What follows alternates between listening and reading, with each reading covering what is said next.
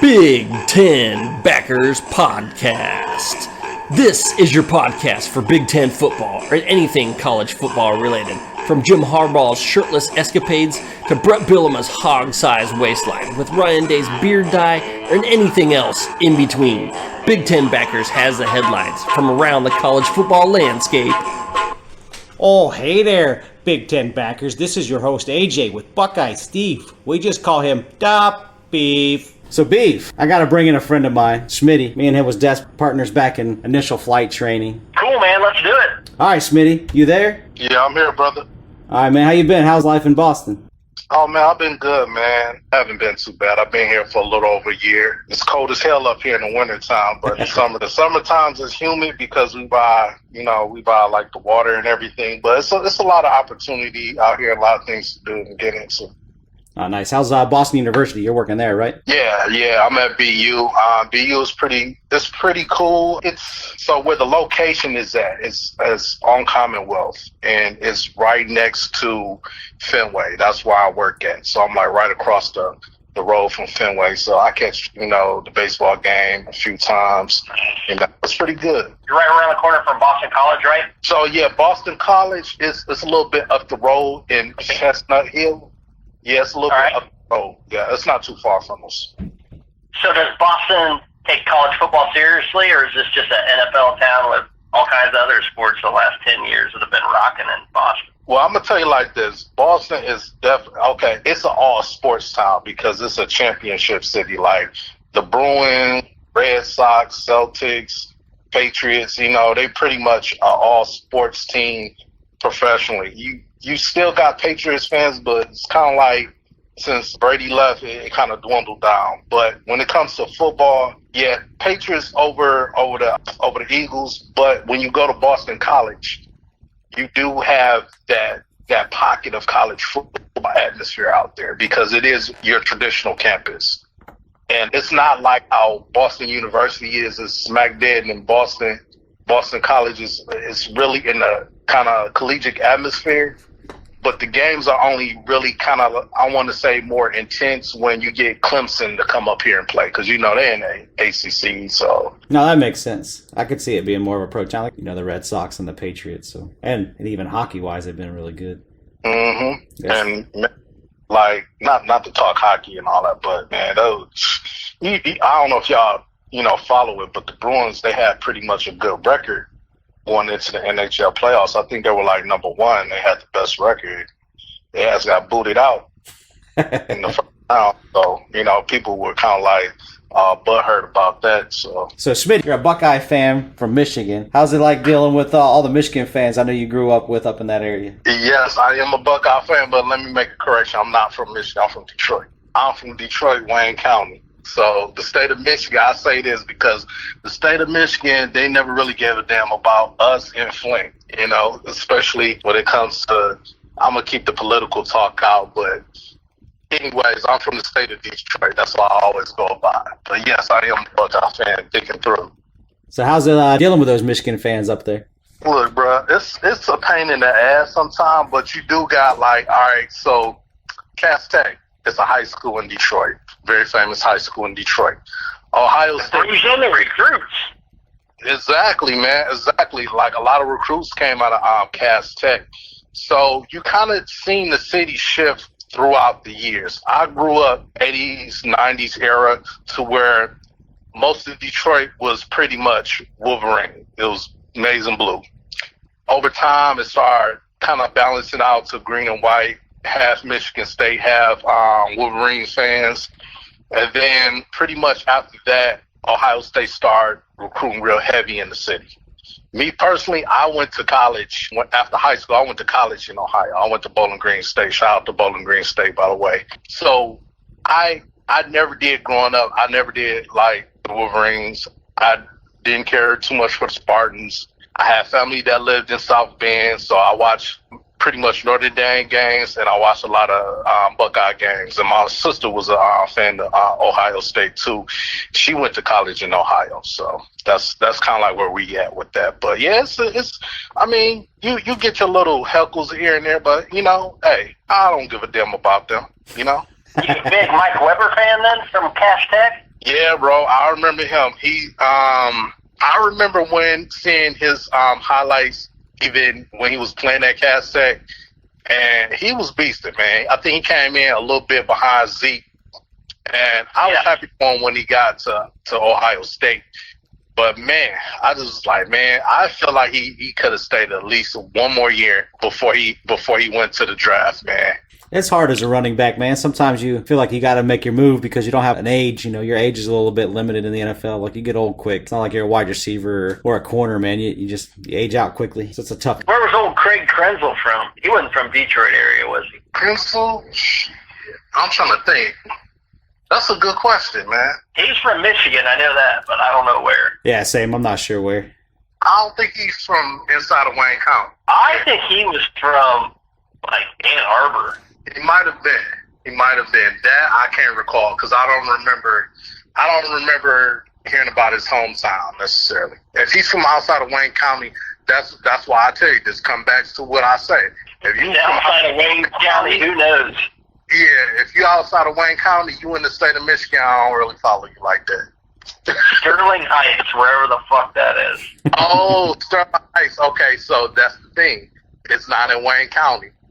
Sterling Heights is actually in Macomb County. Yeah, so he's from the state of Michigan. No, he's not from the city of Detroit. He's north of Wayne County. So with Jim Harbaugh, he's obviously good with hamburgers lately. Does he have a burger joint in Detroit or Ann Arbor? Has he got something local up there? So this is the thing. I've been active duty for a little over 18 years now. When I go back home, I barely pay attention to what's going on in the city like that. If he does, I'm unaware of it. You know what I'm saying? But one thing, I will try to find a health inspector's number and try to call and have them inspect that place. Oh, so it was you that called the NCAA on him about his free cheeseburgers. Oh man, you know what? They just, I feel like they could have extended the suspension a little bit more. He got out of it. Man, I thought so. They turned it down. They did, but there's more pending punishments coming. So it's highly questionable. What it seems like to me is he is just delaying the inevitable, and then he's going to the NFL next year. He just wants a shot at that natty this year. That's where I would go with it. Oh, man, so this is the thing. If the suspension holds up or if they do implement it, it's going to be pretty much for the first 3-4, probably like the little soft part of the schedule. There's no way in hell they're going to take them out for the... Oh, no. They came out and said that the suspensions are no longer happening. They refused to agree to that, the NCAA did. So he's good for this year, but next year they might be laying the law down. We'll see how that handles. We'll see how that works. That's a weird situation for the NCAA to be like, you know what, we're not going to suspend you, but we're going to look at this. I mean, they don't normally act like that. That's not normal process and procedure for the NCAA. I don't know what's going on. That's real fucking weird. Yeah, they usually go after you, but you know what? I'm going to say this. The NCAA of today is different than the NCAA of the past few years, especially now with the new NIL deal, which I'm glad they implemented. But at the same time, it's like now they can't ding you for like little shit. You know what I'm saying? But for the stuff that people need anyway, man. Why not have a fucking Charger? Exactly. I mean, a Lamborghini. If someone wants to give you a car, take it. I love when people say these guys are, like any other student, they can get jobs. They don't understand what it's like to be a Division I athlete at a program like Ohio State, like Michigan, like Alabama. Like, you can't have a full-time job and be a full-time student and be a full-time player. Like, it's not happening. Exactly. I mean, hell, you look at a lot of the universities. If it wasn't for college football, I mean, all the athletic departments, they do their thing. Basketball, women's basketball, women's sports, they do their thing. They get their funding. But football is pretty much king ding-a-ling in college. It pays for everybody to have their sports, man. If it wasn't for football, you wouldn't have a swim team. You wouldn't have a track team. Like, they pay for everything. Exactly. If they take their ball and go home, all those other sports are gone. And the blink of an eye. Definitely. Yeah, let's get into O State's schedule. What do you think about setting off in Indiana? All right. Show them. So this is the thing, man. I looked at their schedule and I'm like, man, look, we kind of got like a little tricky schedule. That first game against Indiana, Indiana's not a cupcake team. They always do some little trickery shit. Like, I'm not talking about plays or nothing like that, but you can't sleep on Indiana, Purdue, those schools that are not big juggernauts in the Big Ten like that. You can't sleep on them. So I think Old State is going to win that game. I think it's going to be they're going to have like it's going to be like a box match. The first quarter, second quarter, you're trying to really feel the opponents out. You're trying to feel you got each play scheme out. But I feel like Ohio State will take that first game. The Indiana game, that's in Bloomington too. Ohio State, they'll snatch that game. Those next 5 games on their schedule that's kind of a juggernaut. Maryland is going to be good. They got some firepower. They were 8-5 last year. Purdue, like you said, you don't sleep on going to Purdue, so they'll be at Purdue. Purdue's got a brand new coach. See how that goes. And this Purdue team won the Big Ten West last year. People forget that. Right, for sure. Exactly. So and a whole game. I'm gonna say this too. You know what game on like the first few games on the schedule? Well, the one that sticks out to me is that I believe it's that 4th game against Notre Dame. It's at night and it's in South Bend. That shit might, I don't know, man. That I do see. And I'm a realist. I'm a realist Buckeye fan, but I do feel that game is going to be very close. Yeah, it's going to be a tough game, man. Sam Hartman comes in for Notre Dame. Sam Hartman's the real deal, man. He was doing work out at Wake Forest. He turned Wake Forest into an ACC team to be reckoned with. So now put him in Notre Dame. Yeah, better watch out. Yeah. So then coming off of Purdue, they go to Penn State. I'm sorry, they got Penn State at home. After going to Purdue, they got Penn State, then at Wisconsin for Halloween. Yeah. Luke Fickell, a night game, Camp Randall, jump around on Halloween. Boy, that stadium is going to be rocking. Yeah, that shit's going to be good. Hey, man, you going to that one? Oh, you know it. Yes. You know it. Come on out, Smitty. Man, I got to come out, Madison, man. I've never been on that side of the Mississippi in the Big Ten Conference. Hey, come on out, man. I'd love to take you to a Wisconsin game, get you a little Badger fever. Man, I got the house here, so you ain't got no expenses. Yeah, that's what's up, man. Hey, man. Don't open the doors too wide for me, man. I'm telling you, I'm going to kick up my feet. Hey, man, come kick up your feet. Yeah.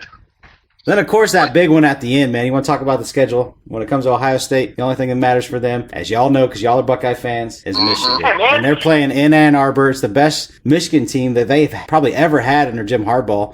And definitely the best they've had in probably, I don't know what, since Bo's time? Maybe back to the 97 team? NIL fan votes top 25 has them number 1. Michigan's number 1. You know what? I hate to say it, man, but you know what? This is what makes rivalry games, man. It has to be competition on both ends, but Coach Day's job, man. This was the thing. People were saying, is he in the hot seat? Because not yet. Not yet. This is the thing. I don't think so either. Not quite, because he's gotten us to the playoffs. We played the defending champs last year, However, we lost to Michigan twice in a row. Yeah, 3 times. Whoops. Bro, that cannot happen. 3 times. It cannot happen. It cannot happen. Like, man, people, this is the thing. People, if you're not from the Big Ten, man, you just don't understand this. When it comes to this game against the team up north, man, you can go undefeated the whole season. If you lose that game against the Wolverines, like that many times in a row, your job is done, man. I don't give a damn if you got a Heisman winner in that. Win a fucking natty. It doesn't matter. I don't give a damn if you make it to the Big Ten championship, bro. Like, no. That's a big no-no. No, it begins there and it ends there. And I think both Michigan fans and Ohio State fans will say that. I think the only thing they could save his job is the natty if he loses to Michigan this year. All I'll say is Ryan Day better get some more of his beer dye ready, because this schedule is going to give him some grays. He better get that dye ready. Hey, look, I would take a natty. I ain't gonna lie to you. I would definitely take a natty. But man, I want that Michigan ass whooping, man. And that to me, you guys don't know, man. It's sometimes pure hell being in Detroit, but stepping foot outside of Wayne County too, and dealing with those damn fans. I have family members that are Wolverine fans that for the past couple of years they've been sticking it to me. Oh yeah, and they had every right to stick it to you, man. They can fucking dig that knife in and just turn it. Keep turning that right in your back, man. Oh yeah, they deserve it. Fuck it.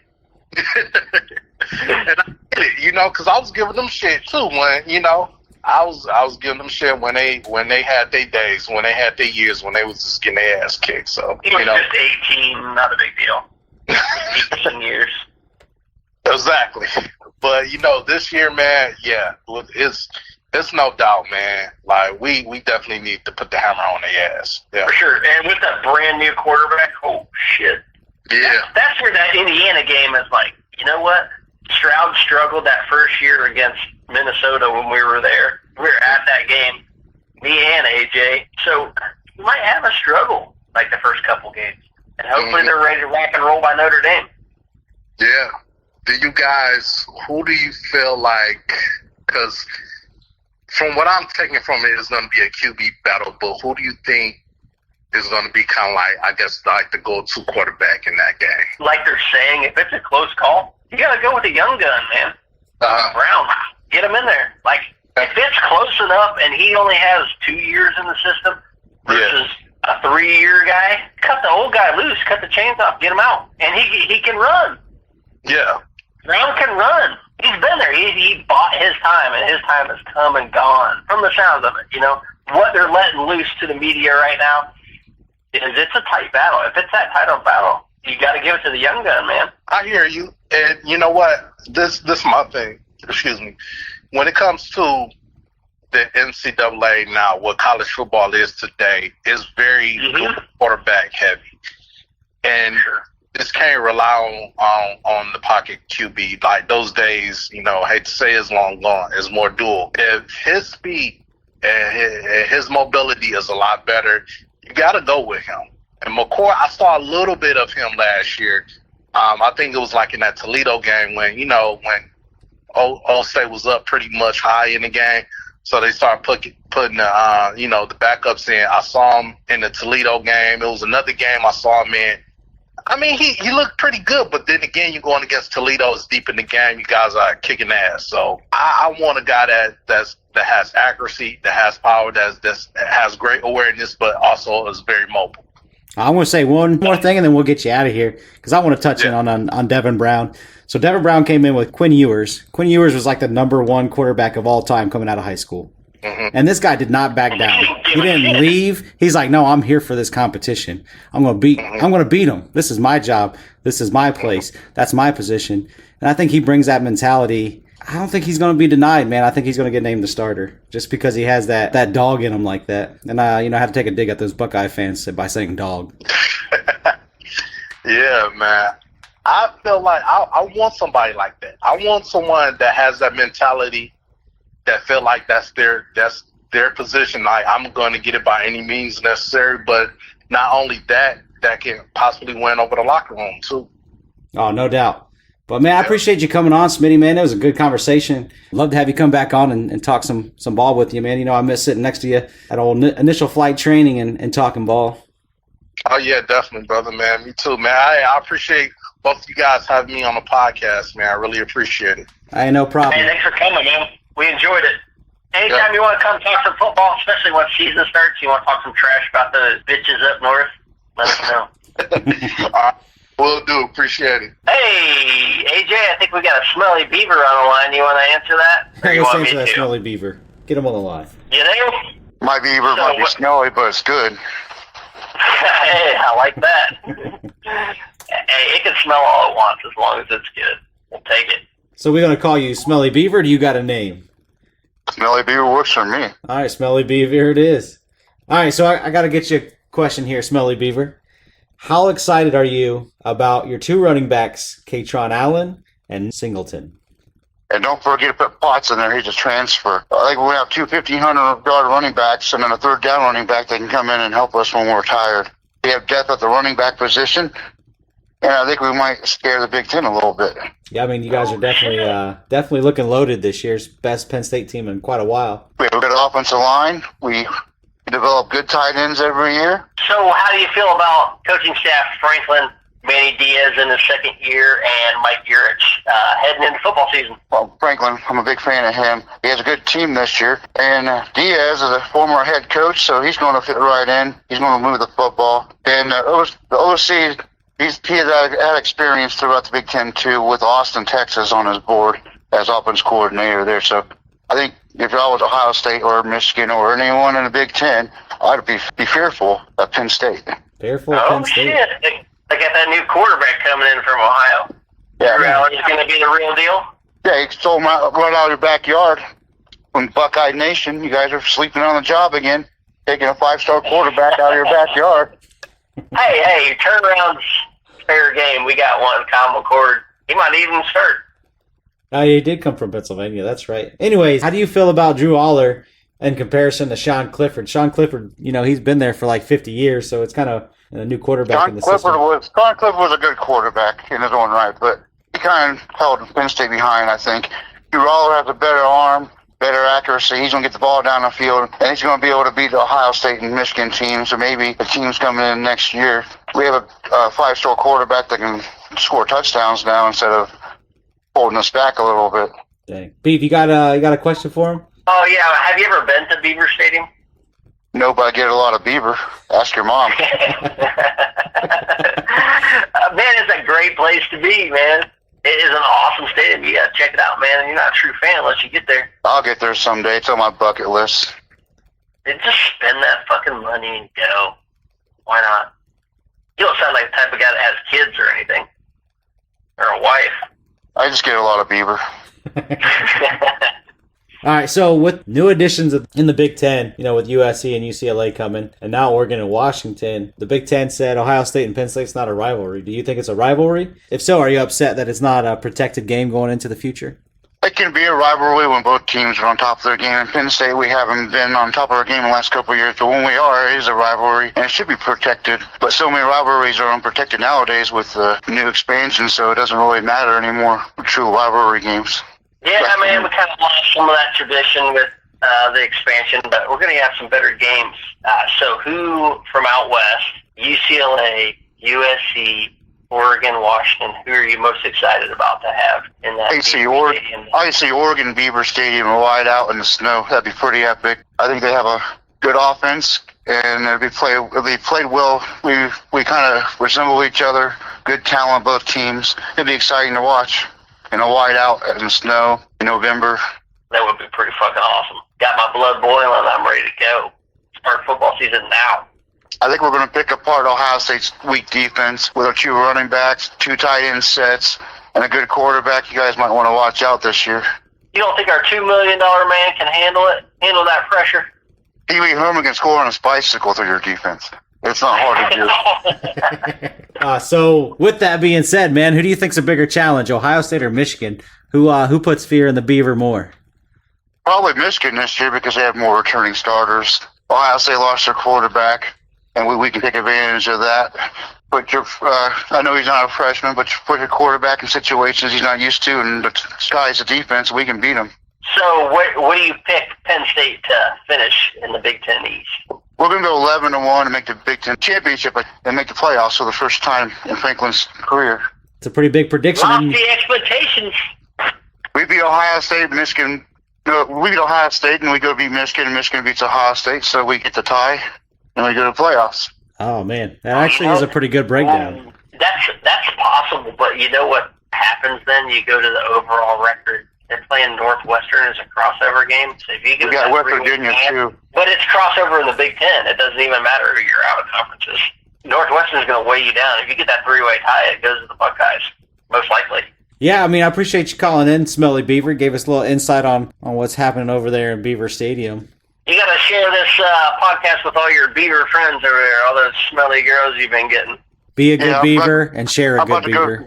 I'm about to go visit a beaver now. I'm going to share the information and pass it on. You have to call back Go in Beaver sometime. Nation! Go Beavers! Go Beavers! We are. We are. Penn State. Hey, let's get Jamie the Duck on the line. Jamie, you there? Yeah, I'm here, and I'm happy to be back with you guys. Yeah, our West Coast representative. Thanks for coming back, man. Oh, I'm happy to be here. Glad to talk with the likes of you guys, Big Ten backers here. Hey, appreciate it. Beef, you got something for him? Hey, man, he's about to be a Big Ten backer.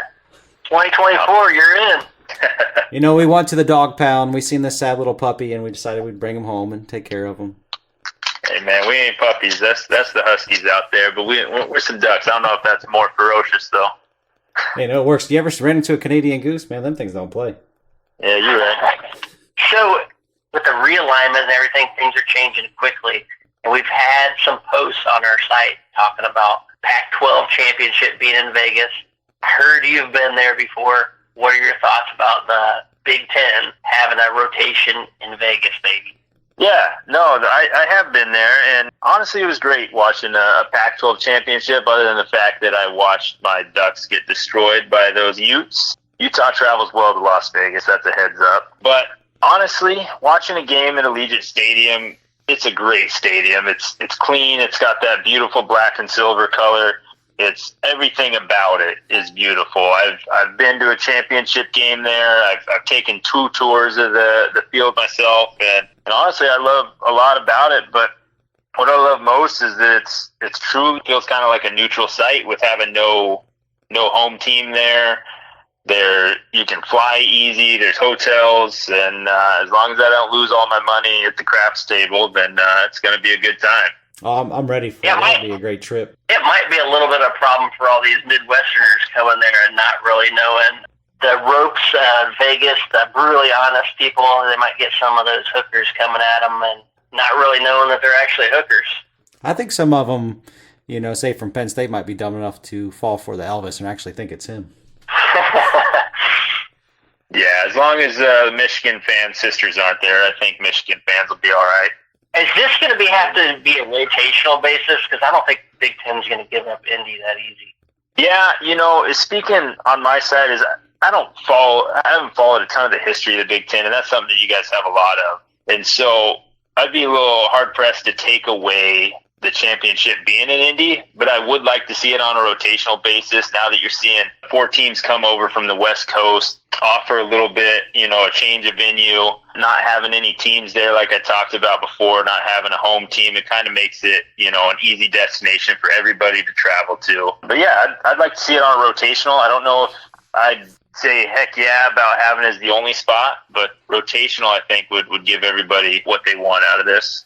So I think Rose Bowl is also an option for us to do on a rotational basis. Rose Bowl would be good. I am going to be sad to see that go with Pac-12 being dissolved and having, you know, that was our history. The best team in the Pac-12 and the best team in the Big Ten, that's who dukes it out. And that could offer some history there. But honestly, I'd choose Vegas over the Rose Bowl. But that's just me. It's easier to travel to. What about the Ram Stadium there in LA? Would that be a better option than the Rose Bowl? I mean, just because it has nothing to do with USC, then I'd love that. You know? Yeah, so down to the history, man. Like, I don't think anybody in the Big Ten really cares about the history of playing in Indianapolis. To me, from my point of view, and I don't speak for every Big Ten fan, but I think it's just the point to have it closer to the region so we can go. So that's the one reason I like to have it on a rotational basis. It's much easier to make a trip to Indianapolis, but it's also more fun to go to Vegas. So, you know, tomato. Vegas was... You know, the more it sounded like is you just go back and forth between the two. Just keep it those two, Vegas, Indianapolis. Keep it simple, and that'd be a blast. I mean, you get it one time out in the West, one time in the Midwest, and everyone's happy. I think it pleases all audiences there, you know, having that rotation, and I think everybody's going to come out happy with that. All right, so let's get on some Ducks. Did you see that bodacious sign there in New York? Yeah, I don't know who missed it, but Phil Knight knows what he's doing. Didn't really help Joey Harrington 12 years ago, seeing as how he ended up 4th place in the Heisman vote. But Nike's backing their boy again and got that billboard up there. I hope it's up there all season long like it was for Joey Harrington. Yeah, I think it's a big statement. I think it's a recruiting tool, and I think it's definitely, putting Bo on the map. I think he's been a little bit disrespected coming into this season as far as where his spot on the Heisman race is, but I think Phil Knight put everybody on notice and put him on people's radar. Are you calling for him to be in New York? I'm calling for him to have a seat at the table. Yeah, I think he's going to get a shot at going to New York. I don't know if he ends up being the guy. I'm a pretty realistic Oregon Duck fan. I think that it's going to be one of 3 Pac-12 quarterbacks, if not 2 of them, that are going to be sitting at that table, when it's time to announce the Heisman. Like, he's kind of like held down a little bit, Bo Nix. Do you think any of that's coming from the Georgia game last year? I think it has a little bit to do with it. I think that rightfully so. I mean, Oregon came out there with high hopes, and they were honestly ranked way too high with a new head coach, a new quarterback, and playing the top team in the nation. And they got smacked, and it was embarrassing. But, I think it brought the Ducks down to earth and able to grind from there without those heavy hopes.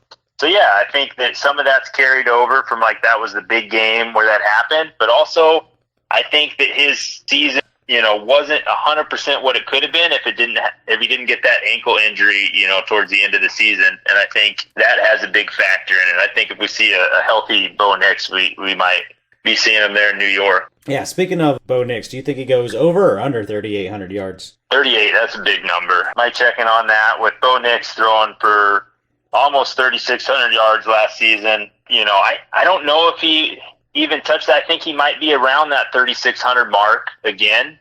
I think he had to throw a little more towards the end of the season because he couldn't run. He's a versatile quarterback, and he's somebody who can use his feet. He's also somebody who can pass. I think he was, you might have to check me on this, but I think he was the most accurate passer in college football last season. I think there's a possibility those numbers go up. You look at their offensive coordinator with Will Stein coming over from UTSA. Their quarterback threw for over 4,000 yards last season. So, a new offensive coordinator, but I think it's on par. I think Bo Nix is where he feels like home. He had a crappy first game against Georgia, like we've already talked about, and it only grew from there. And so I think there's a chance, but if I was a betting man, I bet he's just under that 3,800 mark. I think he can get there. I think 4 is realistic, but I think he could just fall under. I think it's a pretty good over and under line. It's kind of hard to figure out where he's going to be, but he's definitely going to be close to that. So what about the Ducks gives you confidence this year? And what are your biggest fears for them? Man, I think number one, I could answer that with the same answer for both, and that's Dan Lanning.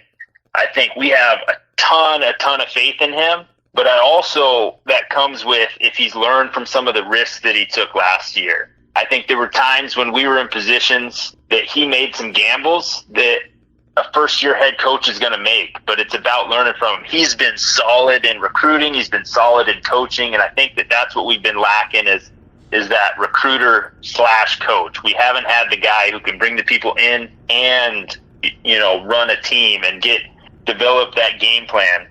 And I think he's the guy, but I also, if he's the same guy taking those risks that a first-year coach might be doing, I think we might miss out on that 1 or 2 games that we truly need. Another side that worries me is the offensive line. We've been so solid at offensive line for a while. I think last year we had a unit that had the most combined starts out of any team in college football. So we're going to have a young O-line, but I think they're talented guys, and I believe in our offensive line coach. We snagged him back. He was one of our grad assistants, and he actually was coaching, seems odd, but defensive line for the Minnesota Vikings. So we got him back to be our offensive line coach, and we're pretty excited about that. Yeah, it's definitely going to be an exciting year for Oregon. They're going to be right there in the race with everybody in the Pac-12 and compete for a playoff spot. So why not Oregon, right? Absolutely. Let's look ahead at the schedule and break down that Texas Tech game for me, because it looks like it could be a sneaky good game. Yeah, AJ, that definitely is a sneaky good game. We got it marked on our calendar, September 9th. We're ready to play, but the thing is Texas Tech is coming for us that game. You look at their starting quarterback, he's a familiar face. He recruited us, he signed with us, and he played 2 years. He played a year behind Justin Herbert in 2019. In 2020, he was set to be the guy, and we brought in a transfer quarterback known as Anthony Brown, who's now a backup for Lamar Jackson in the NFL.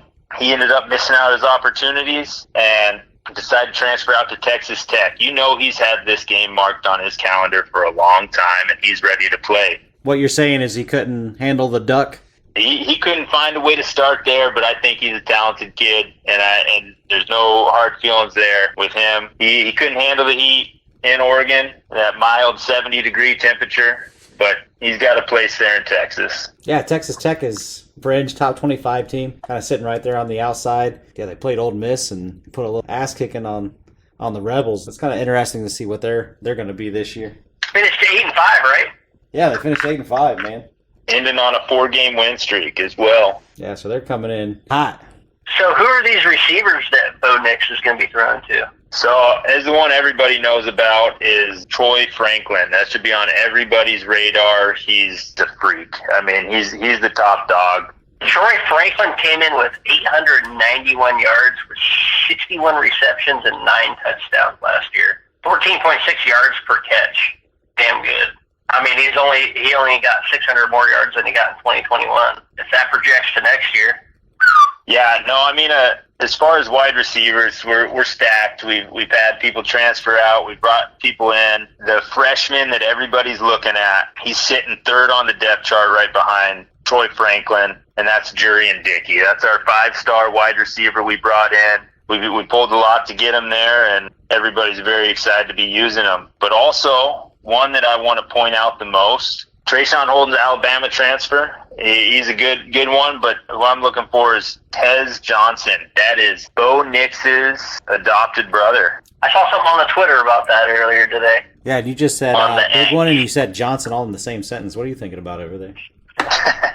Yeah, you're right. I got something else on my mind. You think of that Big Ten big money cock you talked about. Oh, yeah, we were trying to down that for a little while. Finally managed to get around to it. But yeah, no, Tez Johnson's one that excites us. He's, coming out of high school, he was a 3-star recruit, but he's one of the top transfer receivers. That connection he's going to have with Bo Nix is huge. He's taken a step forward with us, and we're looking forward to what he can do. He's coming out of Troy is where he's coming out of, and hopefully he can continue to make his name. Yeah, I mean, Troy's a great program. They seem to always have somebody who transfers out and does well, and they always shock some teams. Yeah. There's a couple other guys on the list, just under 500 yards to Chase Cota and Chris Hudson. So Chase Cota, he had a good season last year, and now he's an undrafted free agent with the Detroit Lions, and he's actually out there tearing it up. He's the talk of the town in Detroit right now. But I think he's going to make a roster spot and could be their number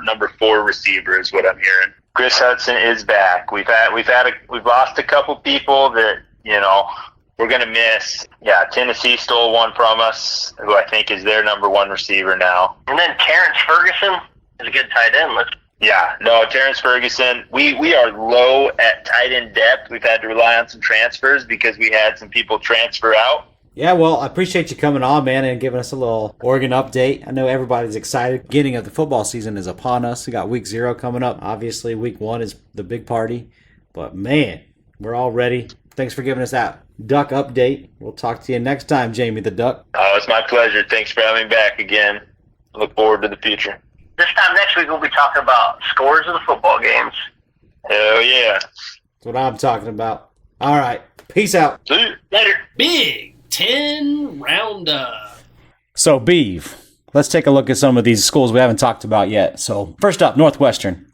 Boy, they smell of overused shower drains this year, pun intended. Obviously, Fitzpatrick has been fired. For the hazing that went on there at the program, his remaining staff decided to wear shirts, kind of supporting him and opening practice in the fall here. It's kind of an interesting take from the team. Last year, they finished 94th in passing, so you're not going to get any fireworks from this Northwestern team. They finished 13th in defense, so you know they can slow people down. But with Fitz being out and being a defensive-minded coach, who knows where they go from there. They're slowing those freshmen down in the showers pretty good, aren't they? Oh, yeah, no doubt about that. Freshman orientation, I guess, takes a good 3 or 4 days and scars you for a lifetime. But yeah, they got the over and under odds at 3.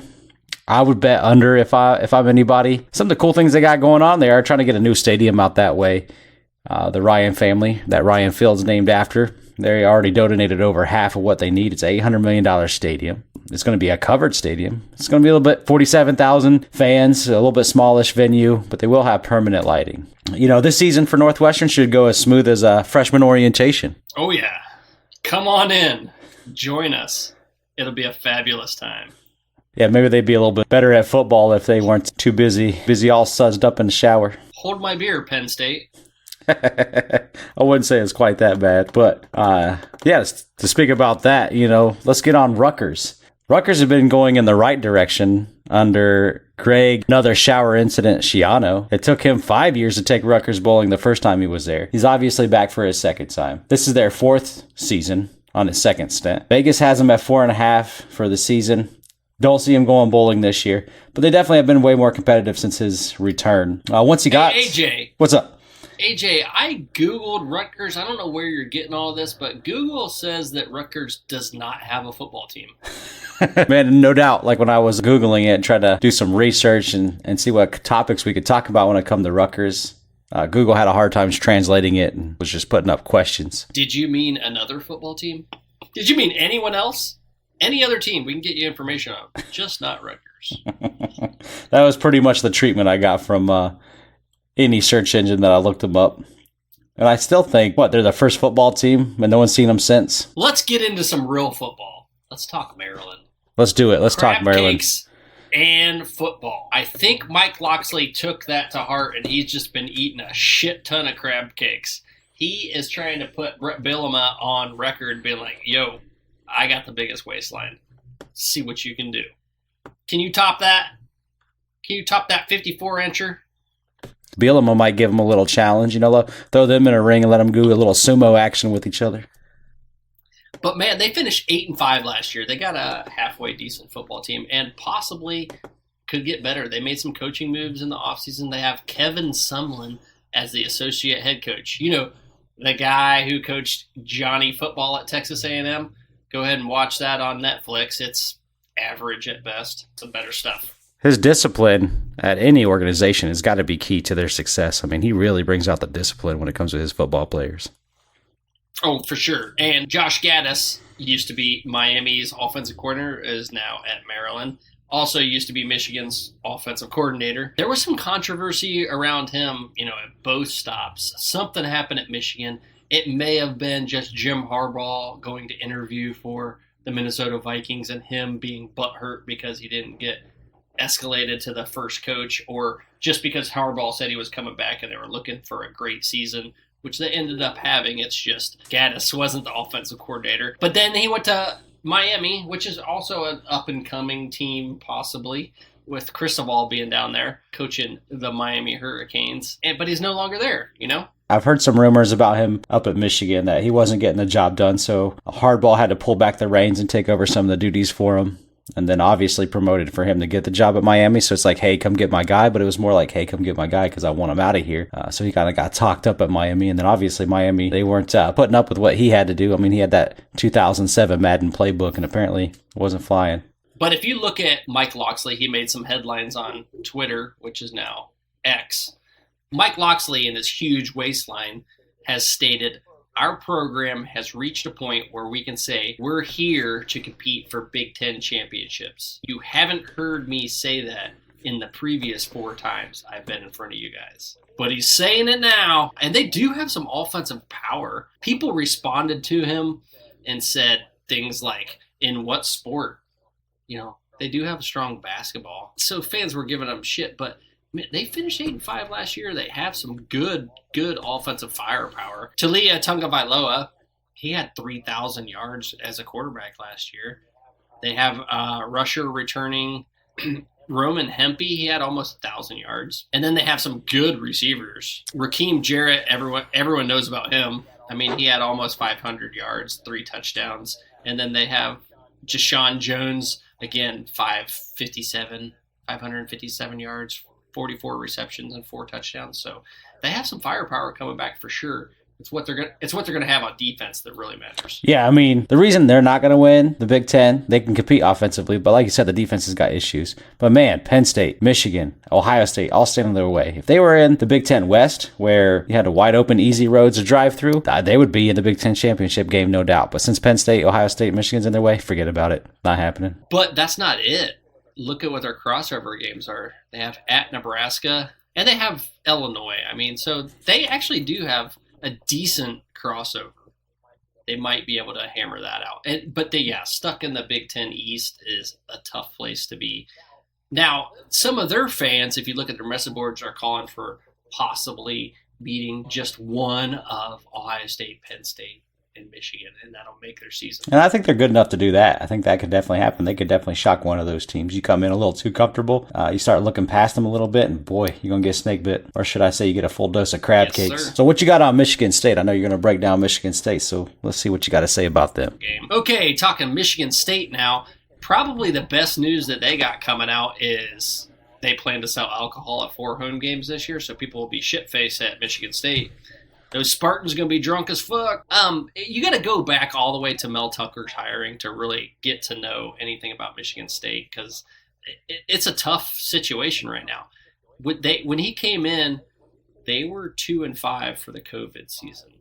Then the next year they got 19 transfers, and what is essentially Mel Tucker's first year. And I don't know what it is about Colorado football coaches, but they love the transfer portal. But the thing about it is, I think Prime has got the recruiting classes. Prime time is getting those recruits in still while he's getting the transfers, and that's something I don't think Mel Tucker really planned for. He lost some of those recruits. It's kind of like basketball one and done season. He lost all those people that came in.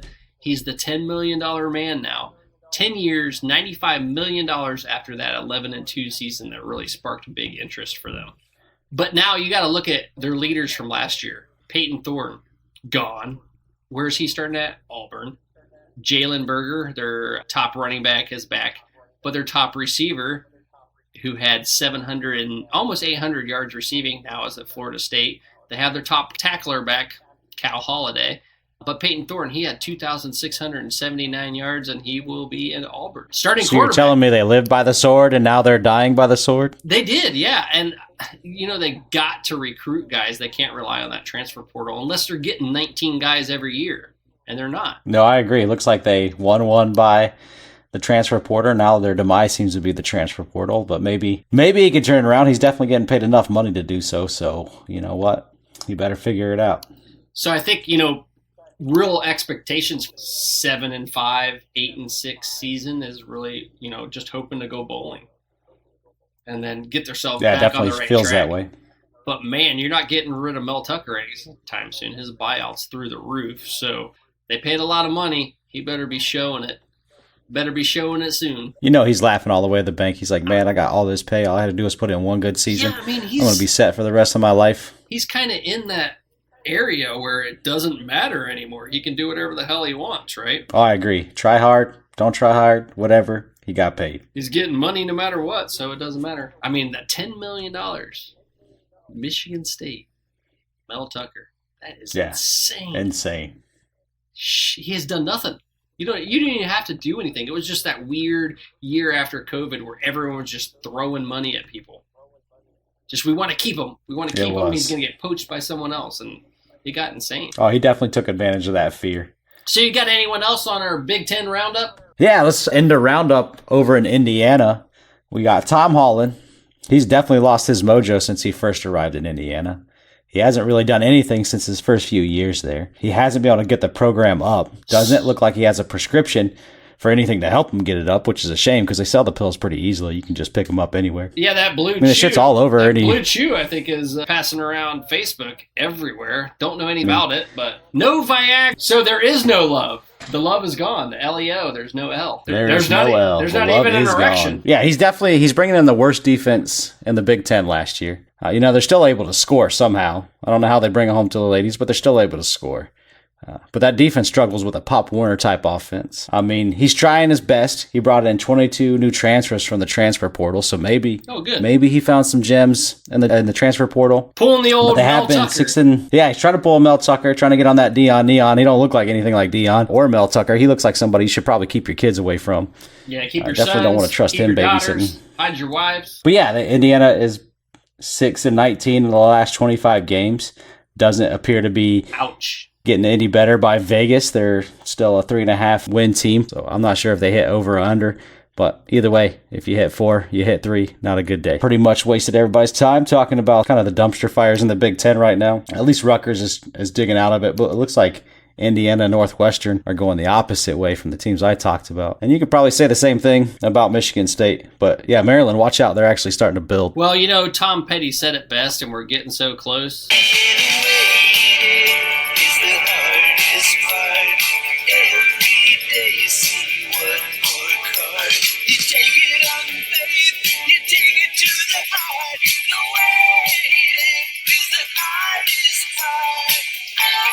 Just waiting for football season, baby. It's coming. One more week, and the season is here. One more week. God bless y'all.